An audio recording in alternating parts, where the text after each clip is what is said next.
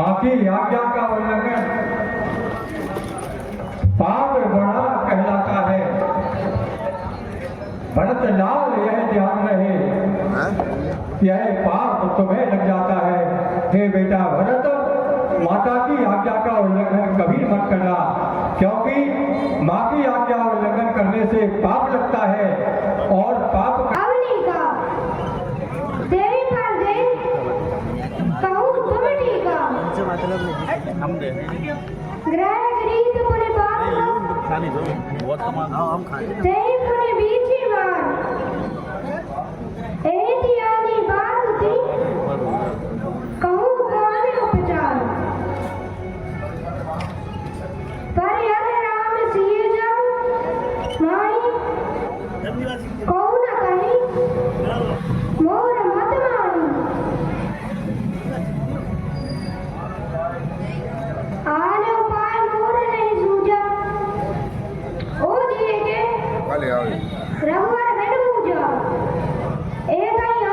तुमने जो निर्णय लिया है वह अवश्य ही पूर्ण होगा। वही हम सभी लोगों का भी मत है। हम सभी को श्री राम जी के पास जाना चाहिए।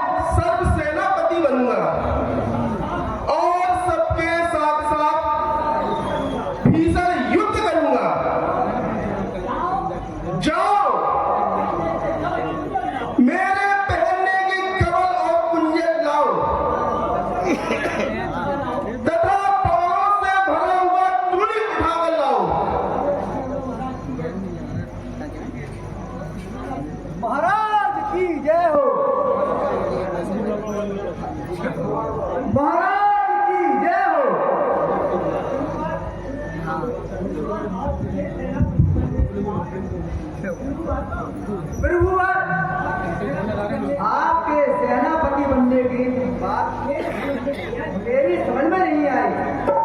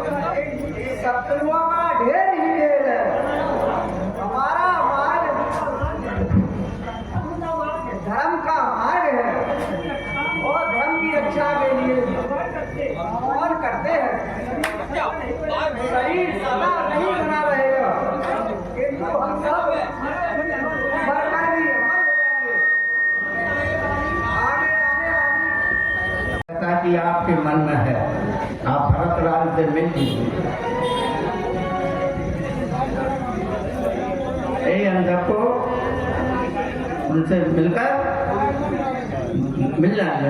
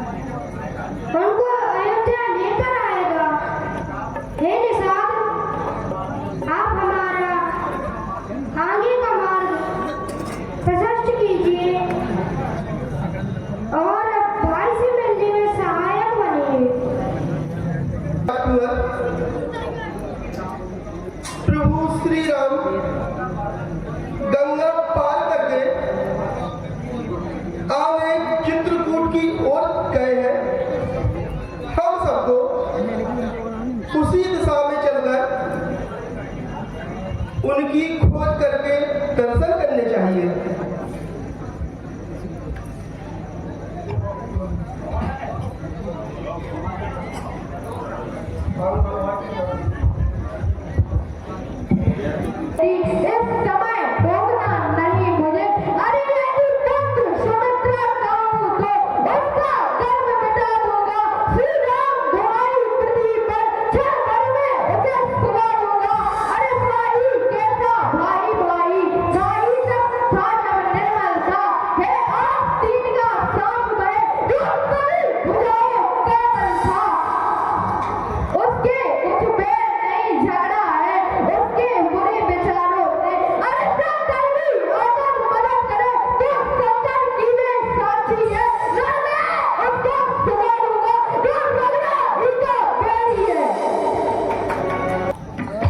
लखन स्वपन यही नीक न होई, लखन दिखाए सुखाए ही कोई। गौपत जल बूढ़े कठियोनी, सहज क्षमा कर छूड़े छोनी। दिन नायक पश्चिम ओर उठो, गंगा भी उल्टी बह जावे।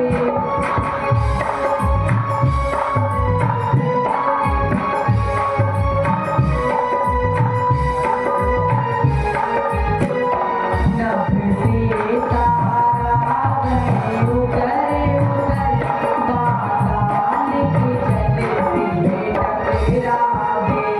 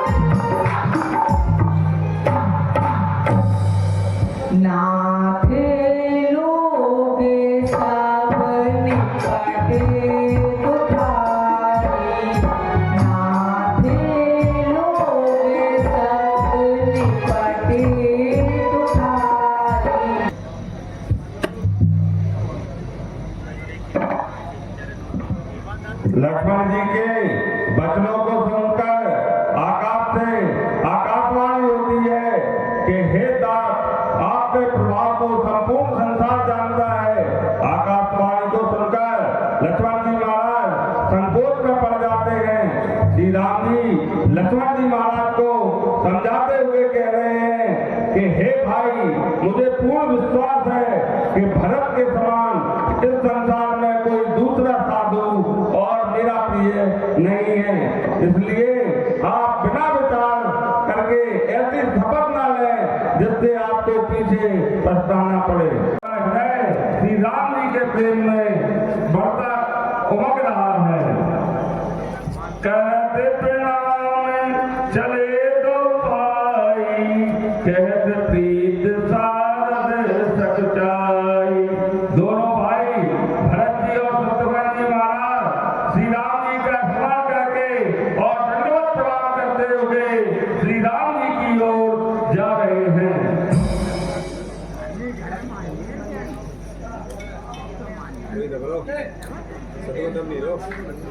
सखा समेत मनोहर जोटा, लख्यो न लखन सगन बने ओटा। श्री राम जी और जानकी जी को भरत जी ने देखा।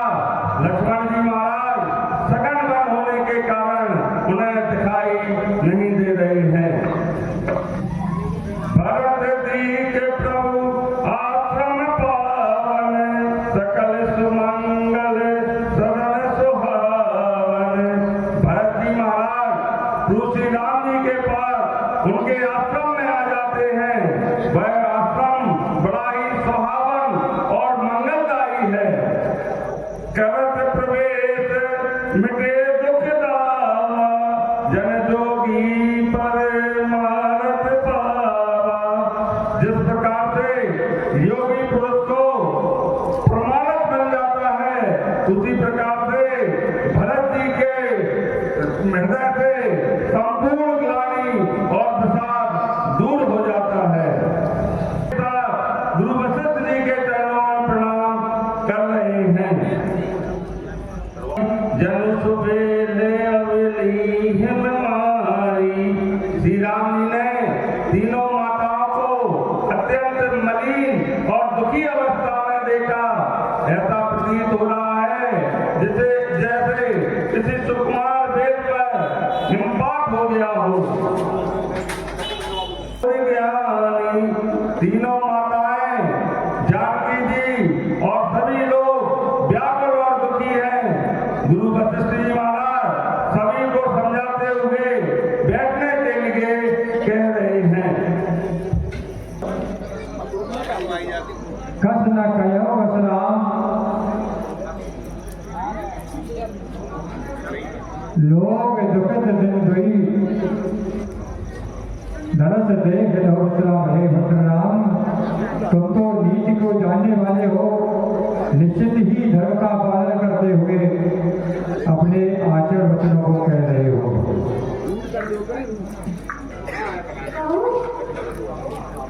कहूँ का आप स्वामी, कृपा करो मोरे अंतर्यामी। मोर आवाज मातु उठलाई, विदित विषय काल कठिनाई। सागर कथाएं मोहे वन कीजिए, समय सदा नजर में आई। बंधुओं, आप चलो मेरे साथ। हे नाथ, आपका यह दास आपके बिना अधूरा है। आपकी अयोध्या आपके बिना अधूरी है। हे प्रभु,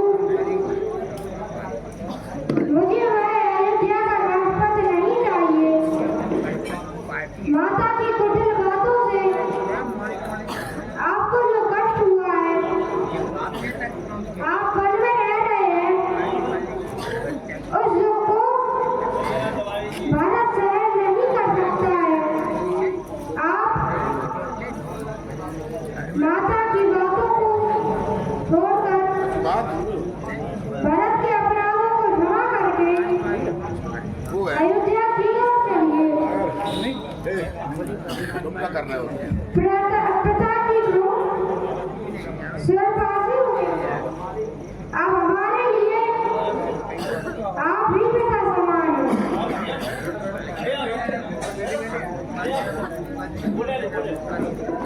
हे भद्रराम, नियति का जो विधान था उसे कोई टाल नहीं सकता है, वह होकर रहता है।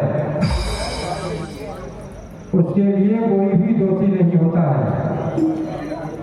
यह सब ब्रह्मा के विधान के द्वारा घटित हुआ है।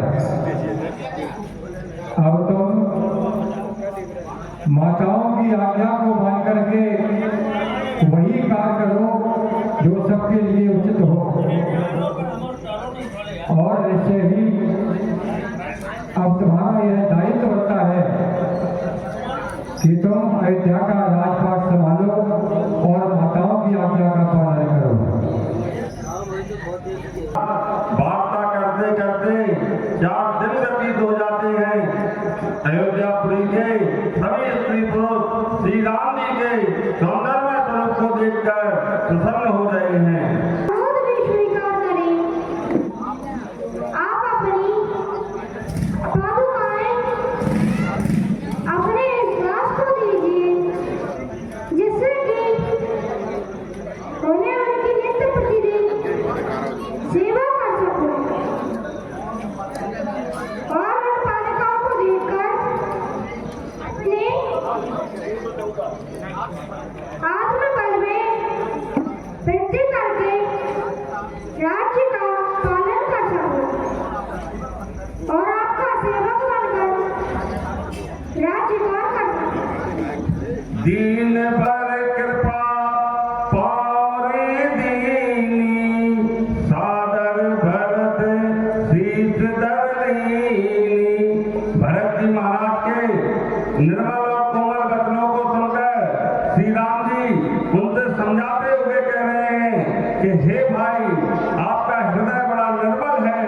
आप जो कुछ हो वह अयोध्या का राज्य गुरु जी की सहमति से करना, और कृपा के भंडार प्रभु श्री राम जी